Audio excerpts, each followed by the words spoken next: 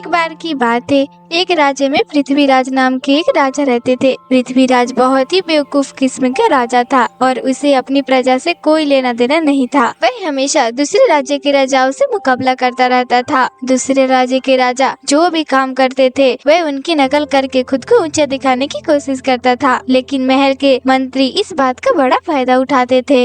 एक दिन मंत्री राजा के पास आते हैं और उनसे कहते हैं, महाराज, क्या आप जानते हैं पड़ोसी राज्य के शूरवीर राजा धनोकर सिंह अपने मंत्री पर खुश होकर 100 सोने के सिक्के उन्हें दे रहे हैं। सभी लोग उनकी वाहवाही कर रहे हैं। अरे लोग तो उन्हें दयालु, दानी और ना जाने क्या क्या बुला रहे हैं। क्या सच में? मगर आप उन्हें शूरवीर क्यों कह रहे हैं? अरे सूरवीर, समझदार, बुद्धिमान तो मैं भी हूँ, क्योंकि अब मैं अपने मंत्रियों को पूरे 200 सोने के सिक्के देने वाला हूँ। क्या सच में महाराज? यह तो बहुत ही अच्छी बात है। वैसे हमें आपसे यह उम्मीद नहीं थी। आप किसी से कम थोड़ी हैं। आप तो उन राजाओं से भी बड़े दानी हैं। आप तो 2 गुना धन देने के लिए राजी हो गए। हाँ हाँ, बिल्कुल मंत्री जी, मैं किसी से कम थोड़ी ना हूँ। अरे जो कोई भी वो जो कर सकता है वो मैं भी कर सकता हूँ, बल्कि मैं तो औरों से ज्यादा अच्छे से भी काम कर सकता हूँ। आपने तो देख ही लिया होगा। आपका धन्यवाद महाराज। वैसे एक छोटी सी बात भी आपसे कहनी है। समझदार और बुद्धिमान एक ही अर्थ होता है, तो आपको 2 बार कहने की जरूरत नहीं है। मंत्री इतना कहकर वहाँ से चले जाते हैं और महाराज को उनकी कही बातें समझ नहीं आती है। हैं? ये मंत्री जी क्या कह गए भला? मुझे तो कुछ समझ नहीं आया। खैर छोड़ो। महाराज ये सब छोड़कर अपना भोजन करने में लग जाते हैं।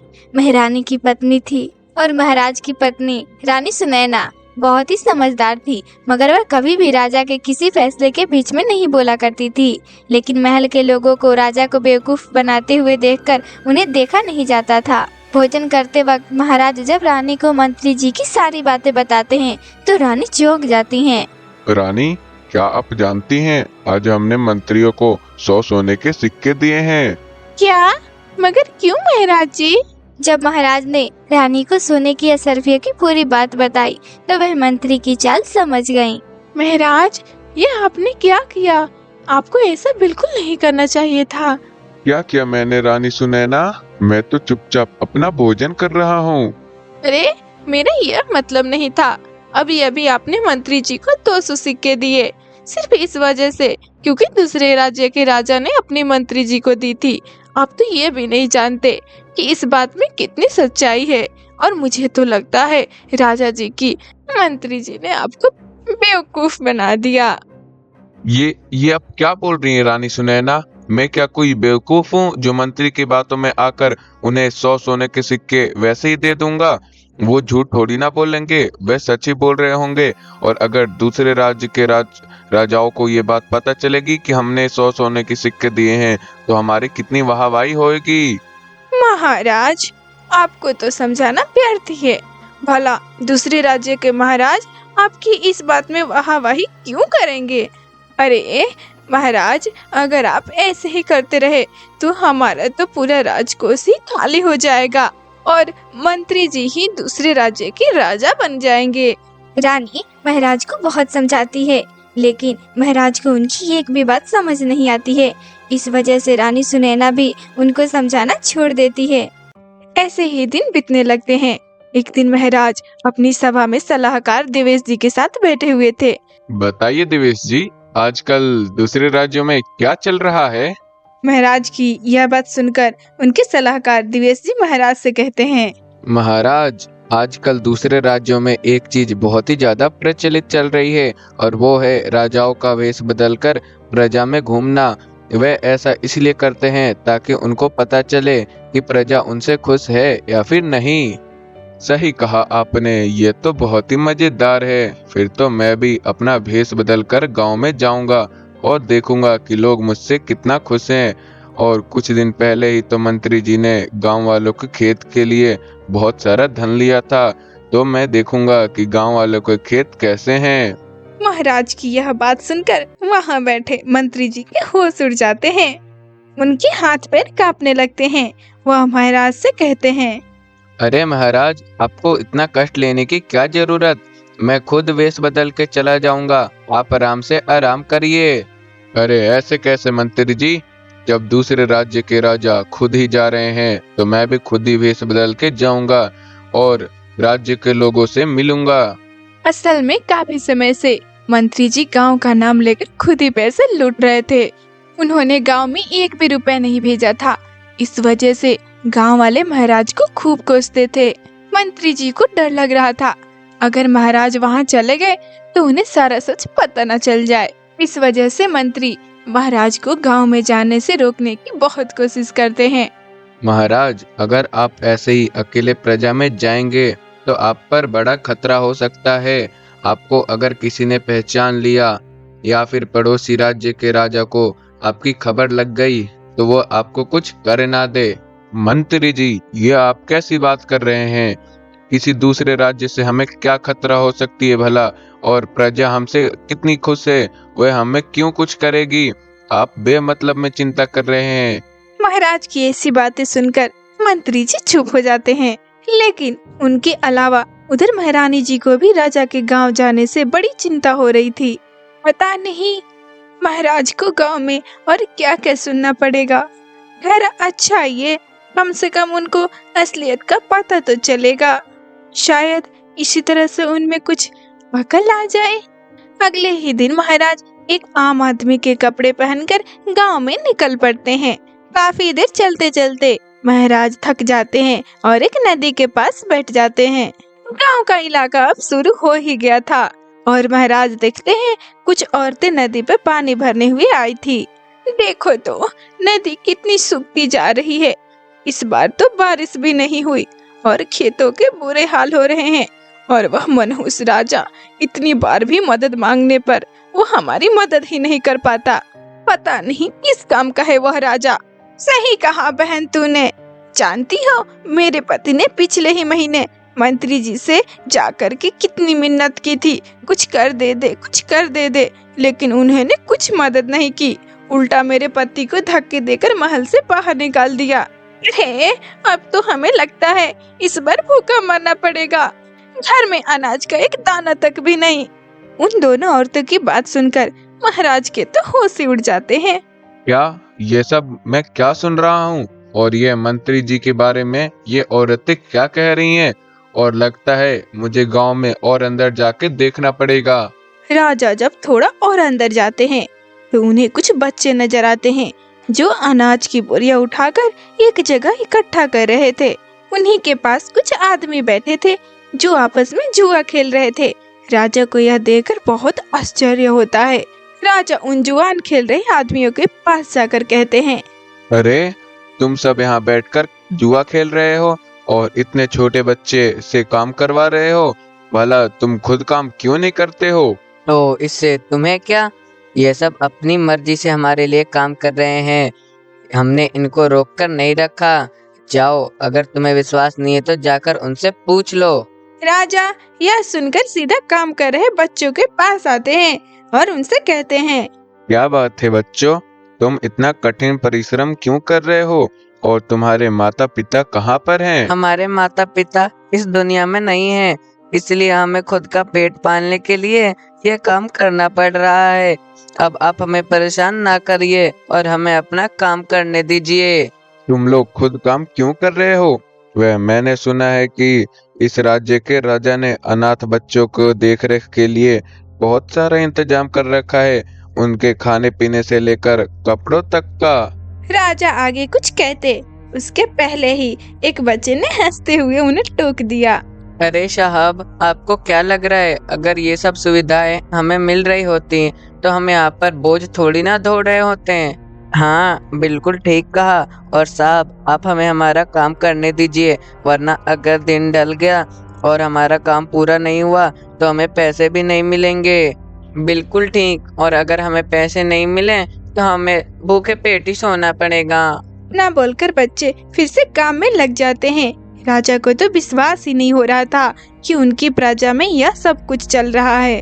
वह बहुत परेशान हो रहे थे क्योंकि आज तक महल में एक भी आदमी ने उन्हें प्रजा की इस दुर्दशा के बारे में नहीं बताया था। राजा गहरे ख्याल में डूबे हुए थे कि तभी उन्हें एक शोर सुनाई देता है। यह क्या है? यह कैसी आवाज है? ऐसा लगता है कोई जोर जोर से रो रहा है। राजा आवाज का पीछा करते हुए जाते हैं और देखते हैं एक घर के बाहर कुछ लोग बहुत जोर जोर से चिल्लाकर रो रहे थे। राजा ने एक आदमी से पूछा, क्या बात है भाई, ये लोग इतना रो क्यों रहे हैं?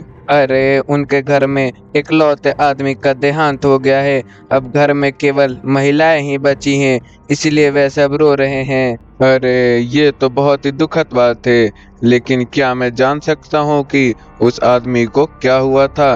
कोई बीमारी के चलते ऐसा हुआ है क्या? अरे नहीं नहीं, वह एकदम ठीक था। उसने तो खुदकुशी कर ली। असल में वह बहुत ही परेशान था। यह सुनकर तो राजा के होश ही उड़ गए। उनके राज्य में कितनी समस्याएं हैं, यह एक के बाद एक उनके सामने आने लगी।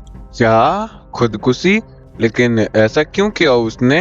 अरे तो क्या ही करता वह कब से खेती कर रहा था। वह भी नहीं तो भारी नुकसान पर। मौसम खराब होने के कारण उसकी सारी फसल बिगड़ गई। उसका एक बैल था, वह भी कमजोर के कारण वह भी मर गया। वह बहुत बार शाही महल में जाके उसने मदद मांगी, लेकिन उसको धक्के मारकर बाहर निकाल दिया गया। अरे ये तो बहुत ही दुखद बात है, लेकिन क्या राजा ने उसकी खुद मदद करने से मना करी? अरे नाम मत लो उस राजा का, उसे बहुत पाप पड़ेगा। हम जैसे गरीबों की वो जरा भी नहीं सोचता। खुद तो अपने महल में बैठकर वह आराम की जिंदगी जी रहा है। मुझे तो समझ नहीं आता, उसको राजा बनाया तो बनाया किसने? यह सब बात सुनकर तो राजा का दिमाग एकदम से सुन्न हो चुका था।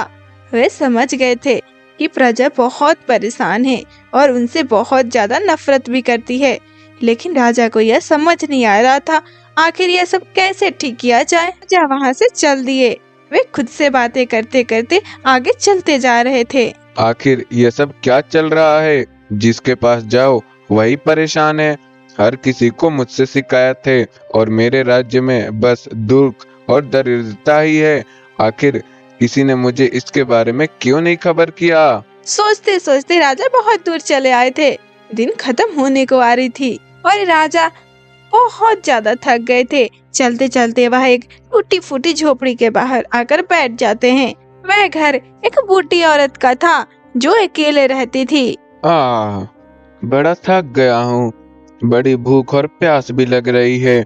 इस घर में जरूर कोई ना कोई होगा, उससे ही कुछ पानी मांगता हूँ। यह सोचकर महाराज बूढ़ी औरत की झोपड़ी के दरवाजे के पास आकर उससे आवाज लगाते हैं। कोई है? घर में कोई है? तभी एक बूढ़ी औरत बाहर निकलती है और कहती है, ओहो बेटा, कौन हो तुम और तुम्हें क्या काम है? अम्मा जरा पानी मिलेगा क्या? चलते चलते बहुत थक गया हूँ। हाँ बेटा, अभी लाती हूँ। बुढ़िया अंदर से पानी लाती है और राजा से कहती है, ये लो बेटा पानी।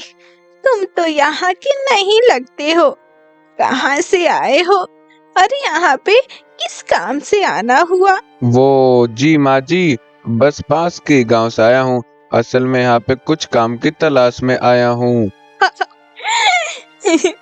नहीं बेटा, तब तो तुम बहुत ही गलत जगह आ गए हो, क्योंकि यहाँ पे कुछ काम नहीं मिलेगा।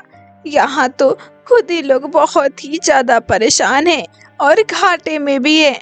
यहाँ तो ना खेती अच्छी हो रही है और बाकी लोग भी घाटे में हैं।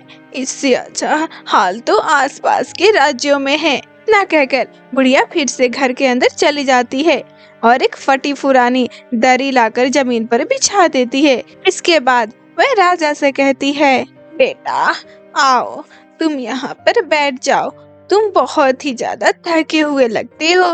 बुढ़िया की ऐसी बात सुनकर महाराज बहुत खुश हो जाते हैं और दरी पर बैठ जाते हैं, लेकिन महाराज के मन में बहुत ही ज्यादा दुविधा थी। बुढ़िया उन्हें देखकर समझ जाती है कुछ तो गड़बड़ है। तभी बुढ़िया कहती है, क्या बात है बेटा, तुम बहुत गहरी बातें सोच रहे हो। लगता है तुम्हारे मन में कुछ उथल पुथल है। मुझसे कहो, शायद मन हल्का हो जाए। बुढ़िया जब सामने से पूछती है तो महाराज से रहा नहीं गया, फिर वह बुढ़िया से पूछ ही लेते हैं। माँ जी, मैंने सुना है कि राजा प्रजा के लिए मंत्री को बहुत सारा धन देते हैं और प्रजा का ध्यान भी रखते हैं। इसी के लिए मैं यहाँ पर काम की तलाश में आया था, लेकिन फिर ऐसा कैसे हो सकता है कि प्रजा इतनी परेशान है, जिस किसी से भी बात करो बस वह महाराज से दुखी है। महाराज जितनी जिज्ञासा से आप प्रश्न करते हैं, बुढ़िया उतनी ही सरलता से जवाब देती है। बेटा, अगर महाराज को सच में अपनी प्रजा की चिंता होती तो उन्हें सिर्फ धन देकर भुलाना नहीं चाहिए था, बल्कि यह पता भी करना था कि जो उन्होंने धन दिया है वह सही जगह पर पहुंचा या नहीं पहुंचा। बुढ़िया की बात ने राजा की आंखें ही खोल दी। उन्हें एक क्षण में समझ आ गया था कि उनके शासन करने में कितनी बड़ी भूल थी। जी माँ जी, आप बिल्कुल ठीक कह रही हैं। अब मैं चलता हूँ, मुझे अभी बहुत दूर जाना है और अब मैं राजा तक आपकी ये बात जरूर पहुँचा दूंगा। आपका बहुत बहुत धन्यवाद माँ जी। रुको बेटा, मैं अभी आती हूँ। बुढ़िया जल्दी से घर के अंदर गई और एक कपड़े में कुछ बांध कर ले आई। तभी राजा ने आश्चर्य से पूछा, ये क्या माँ जी, इसके अंदर क्या रखा है आपने? तुम बहुत दूर से आए हो ना बेटा, और अभी बहुत आगे भी जाना है। यह अपने पास रख लो।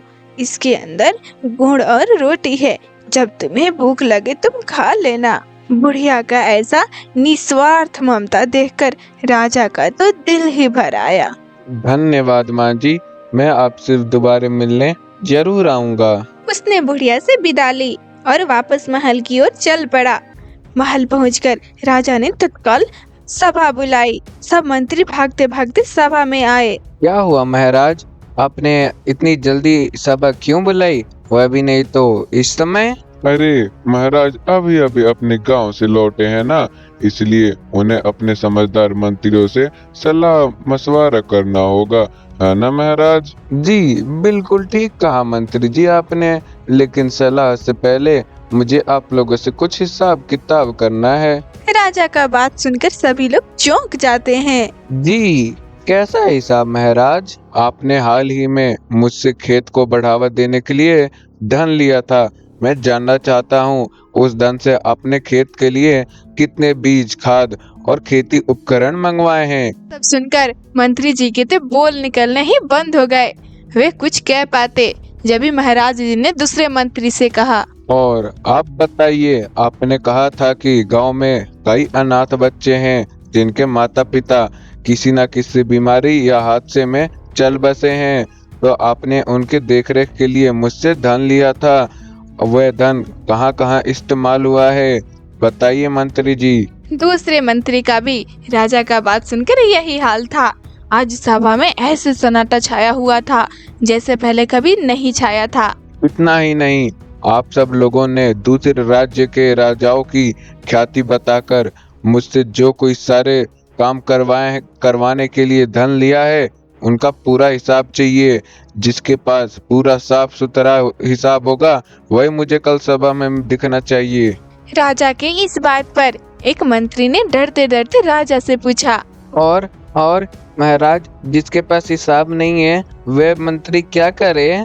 और जिसके पास पूरा हिसाब किताब नहीं है वह मंत्री आज ही महल छोड़कर चली जाए, नहीं तो कल उस पर कड़ी कार्रवाई की जाएगी।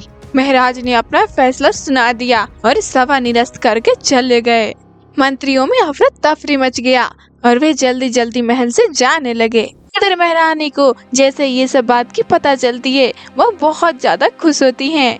वो महाराज के पास जाकर उनसे कहती हैं, आखिर यह चमत्कार कैसे हुआ महाराज? आपने तो कमाल ही कर दिया। ये चमत्कार भी मेरे मूर्ख मंत्रिमंडल के कारण ही हुआ है। ना वह मुझे सलाह देते कि मुझे आसपास के राजाओं की तरह गांव में जाकर दौरा करना चाहिए, और ना ही उन सब की पोल खुलती। जो भी हुआ बहुत अच्छा हुआ महाराज जी, और मैं आपके अंदर इस आए बदलाव से बहुत ही ज्यादा खुश हूँ। कम से कम अब आपको अपनी प्रजा के बारे में अच्छे से जानने को तो मिला, और साथ ही साथ अपने ही लोगों के विश्वासघात की जानकारी भी आपको हो गई। जी हाँ, अब मैं अपनी की गई सारी गलतियों को सुधारूंगा और अब मुझसे प्रजा भी खुश रहेगी। अगर आपने यह ठान लिया है महाराज, तो मुझे आप पर पूरा विश्वास है। आप जरूर ही सफल होंगे। और उधर राजा अगले ही दिन एक नया विश्वसनीय मंत्रिमंडल बिठा लिया और अब उनका शासन बहुत ही अच्छे से होने लगा। प्रजा भी अब उनसे बहुत ही ज्यादा खुश थी। राजा ने अपने आसपास के राज्यों के बाकी राजा क्या कर रहे हैं, क्या नहीं कर रहे हैं, उनके बारे में पूछना भी बंद कर दिया था।